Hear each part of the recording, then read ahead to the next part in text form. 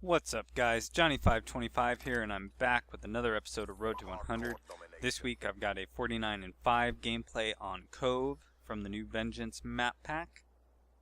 For this gameplay, I decided to run with the AN94 with a suppressor and full metal jackets.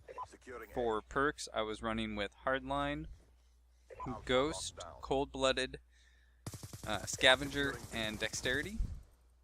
This was my second time playing this map for this gameplay, and during my first time I learned very quickly that the SMG was not going to do the trick for me for the style of play that I wanted to use on this map. There's not a lot of close quarters combat on this map. There's a lot of sight lines, a lot of long shots, and the SMG just wasn't getting it done for me. So I decided that I was going to tweak a class with a assault rifle, and I like the AN94 a lot. It's got the knockdown power and it's accurate. Fire rate's a little slow, but as long as you're on target, you're just fine.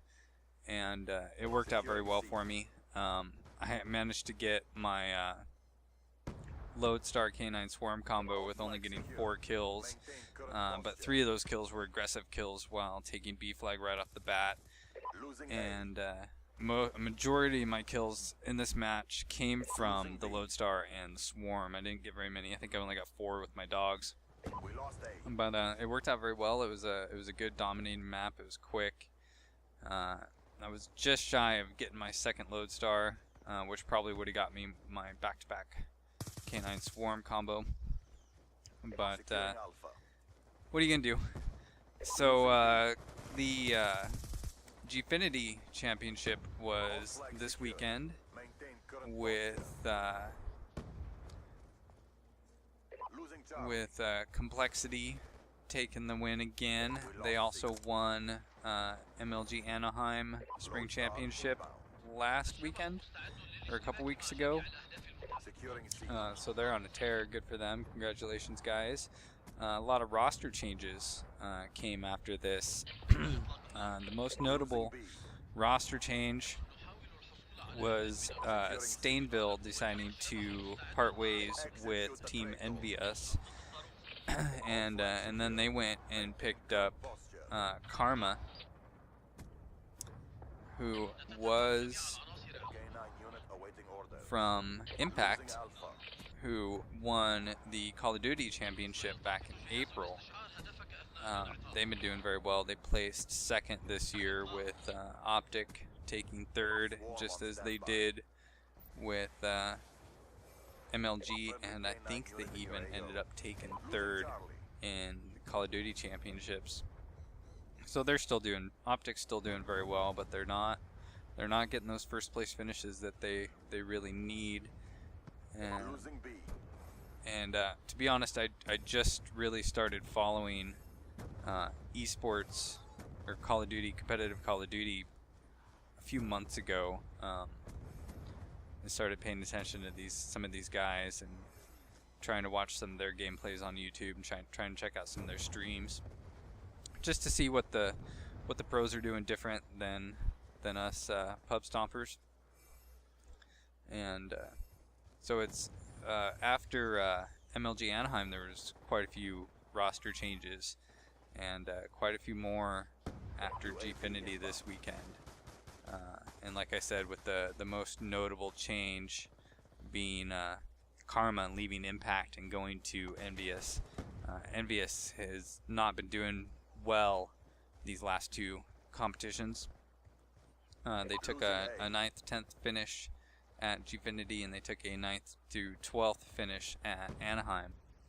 And picking up Karma is going to definitely improve their hardpoint and their search and destroy games.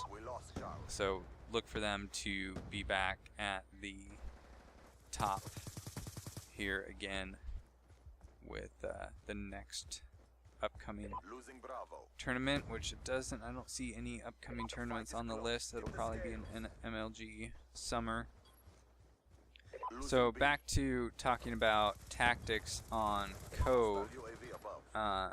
Like I said, for for this gameplay, I really wanted to stick to the outside of the map for this particular map.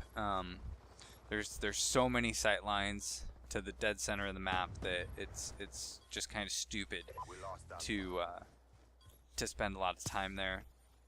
But working the outside of the map, you've got plenty of opportunities to turn and peek into the center of the map, and it works out really well. There's no need to go dead center unless you're capturing B flag, and if you capture B flag right off the bat, then it's not difficult at all to hold it for the rest of the match.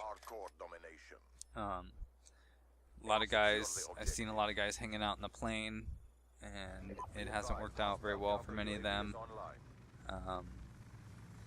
A lot of guys like to hang out in the cave overlooking B, and that doesn't work out. It just leaves them too open.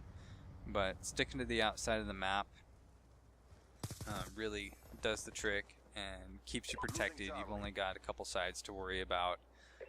Running with the assault rifle definitely helps. The SMGs, unless you're trying to stay in close corners, it's just not gonna do the trick for you. I had a couple guys hit me, and had they been using an assault rifle, they probably would have dropped me, but they were using SMGs and they were long shots, so they just got hit markers, and I ended up getting the kills. But it's not, this map wasn't as debilitating as I thought it was going to be. I thought it was going to be very easy to get turned around and lose your sense of direction. And I didn't have that problem at all sticking to the outside of the map. I learned a lot of the points very quickly that guys were going to hang out in. I knew guys were going to hang out in the plane, and I knew guys were going to hang out in the cave overlooking B flag. And you might get a couple kills there, but you're not gonna do any significant damage.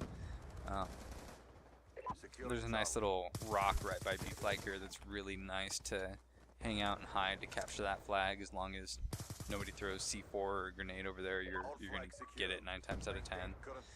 It takes quite a while to make your way along the backside to come up behind B flag to get guys capturing it. So it can be done. But if you got 2 or more guys capturing B flag right off the bat, you're gonna get it. They don't have enough time. They might kill you right after you cap it, but they're not gonna stop you from capping it if you get 2 guys going straight for it right off the start of the match. So that is it for me today, guys. Don't forget to like us on Facebook, follow us on Twitter, subscribe and like to the YouTube channel, and you can now check us out on Stitcher Radio. Just search for Time Spent Poorly and you will have all the podcasts right in the palm of your hand. That's it for me today, guys. Johnny525. Later.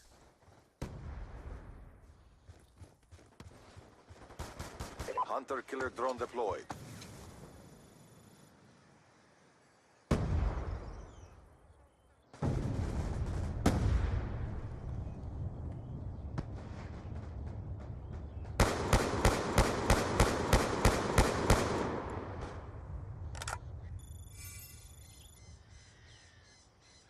You will be rewarded for your loyalty.